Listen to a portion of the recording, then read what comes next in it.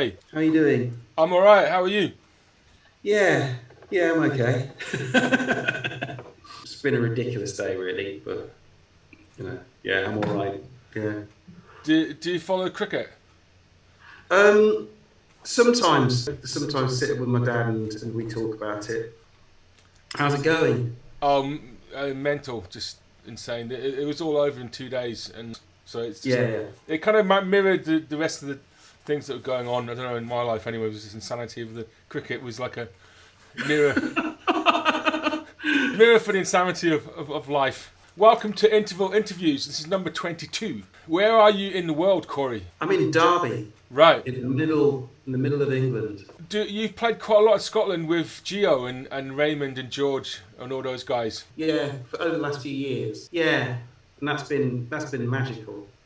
That's been really good. Yeah. This interview is going out in the interval of Raymond McDonald joining us, and he's just played his first set. I wondered what you thought of it.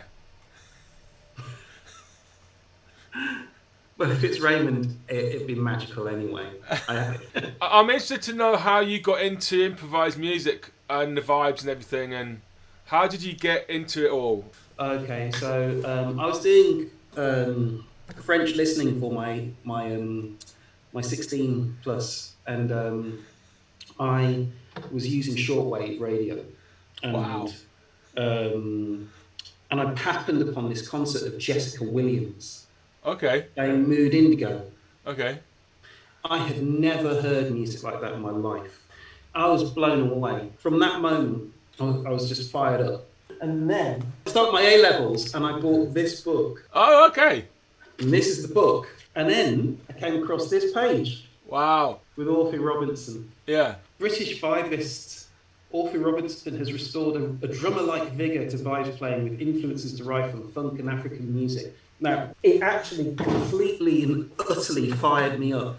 Great. And so I thought, well, I better find a teacher in the Yellow Pages. I don't even know if that exists anymore. But in the Yellow Pages, there was Lewis Dyson, percussionist. So I went to visit him. First lesson, we sat there and he said, okay, so this is how chord symbols work. So what was the name of this guy? Lewis Dyson. He was a percussionist. He used to be in the Bournemouth Symphony Orchestra. I'd moved to Southampton by this point.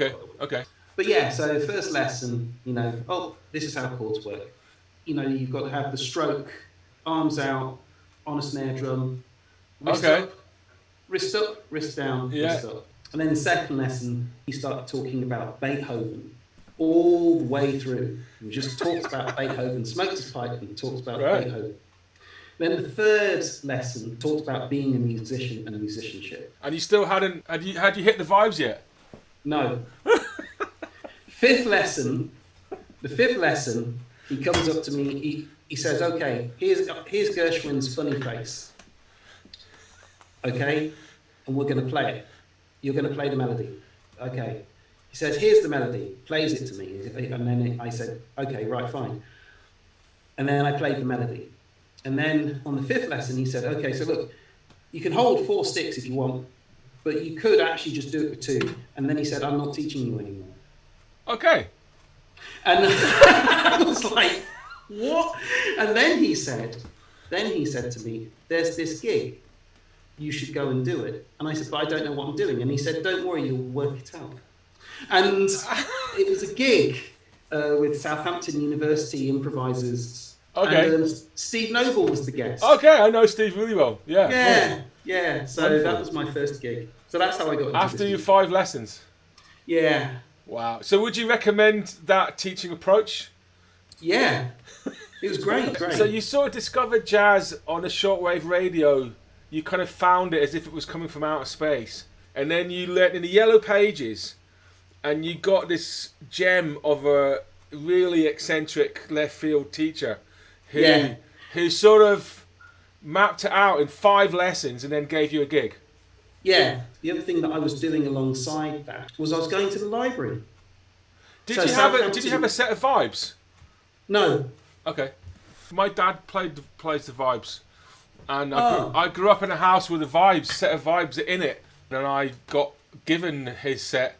And unfortunately, somebody stole it from me Man, it was like 20 years ago when it got stolen. But I kind of have a real love of the vibes. But so you were going to the library. Let's get back to the story. You were going to the library. Every Saturday, I would go to the library to supposedly study for my A levels, and you could take a CD and a book about the person who was on the CD, and if you could sit there, listen to the CD, and read about the person at the same time. For a couple of years. Do you ever find yourself lecturing young people about how they don't understand what it was like in the old days to find music? No, I don't. No, not at all. I have a son because that never ends well.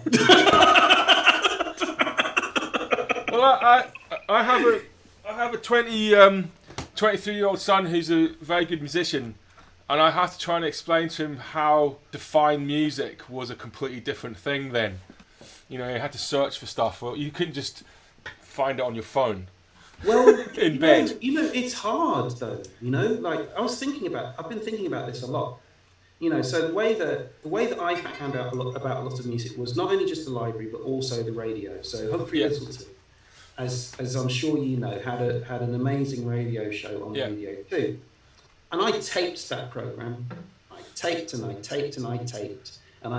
I borrowed tapes from the library, and I taped those too, because when it came down to it, those were my learning materials, and all of that stuff had been curated.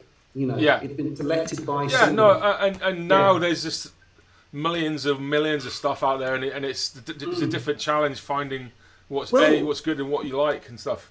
Yeah, so now I think for young people, I wonder about how they make choices, but it's vast, like I know. So that could paralyze me. You used to buy like a record and then you'd listen to it 30 times, but if you didn't get it the first 5 times, you would still keep listening to it, and then eventually, the one track would go, I really like that track, and then you start listening it just to hear that track, and then eventually you love the whole album. And I think it's much harder to do that now, because you have to you just skip things and then you get distracted, and so I mean, it's just such a fantastic story.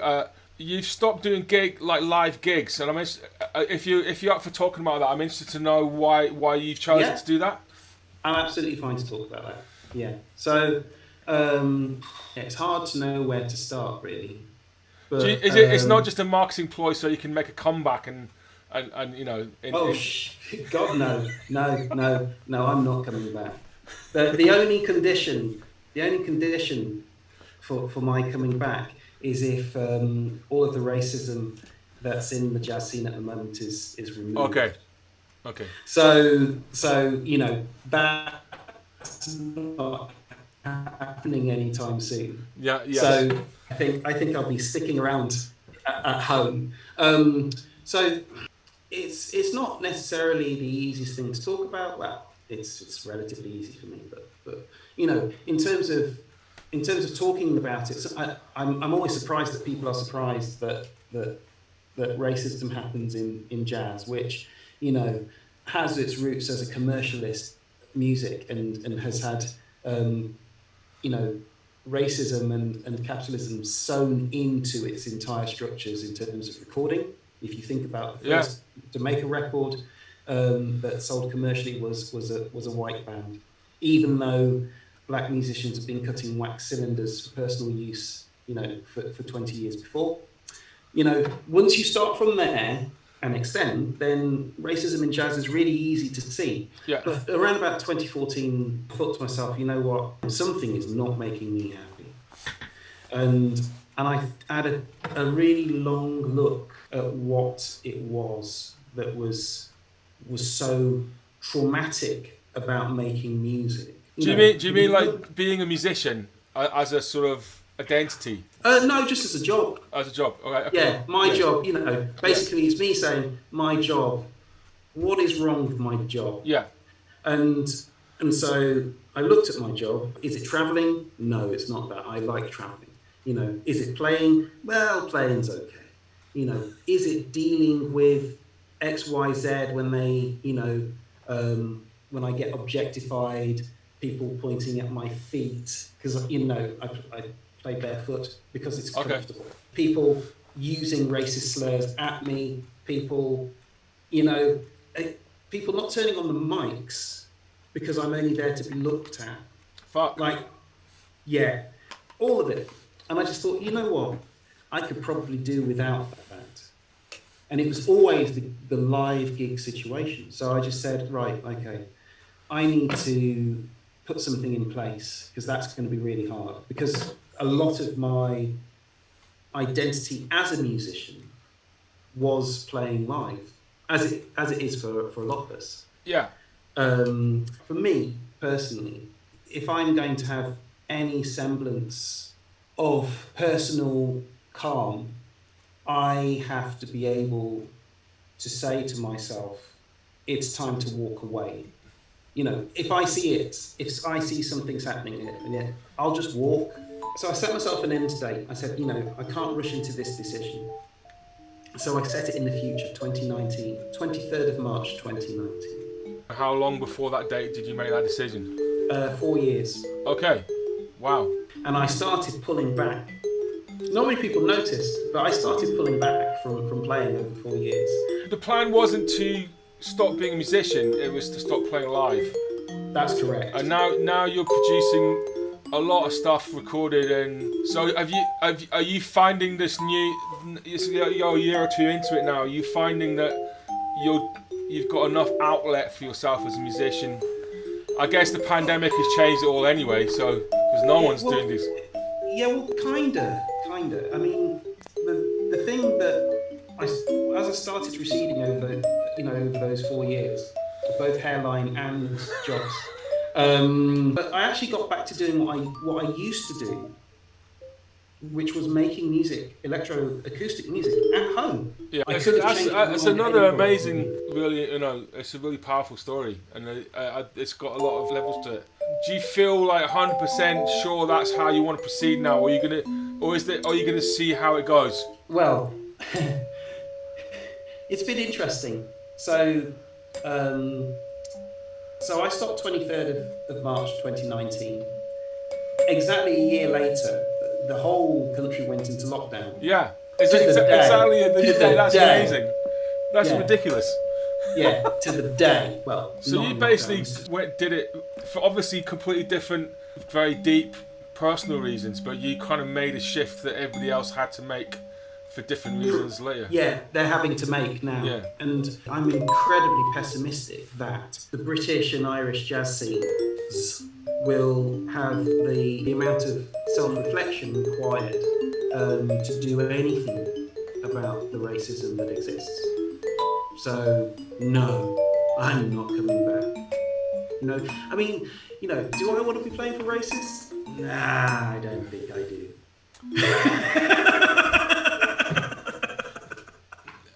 Nah, you know what I mean?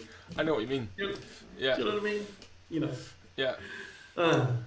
Fuck. There's so much in that, and I think in Scotland, our scene is very white scene, and it's got a lot of issues around diversity, gender diversity, racial diversity. We're behind a lot of places, and we have all of those problems and more. But at the same time, we don't have a lot of people in leadership that are changing, that are able to lead and change things. And it's very interesting to have your people like yourself articulating how you feel like that.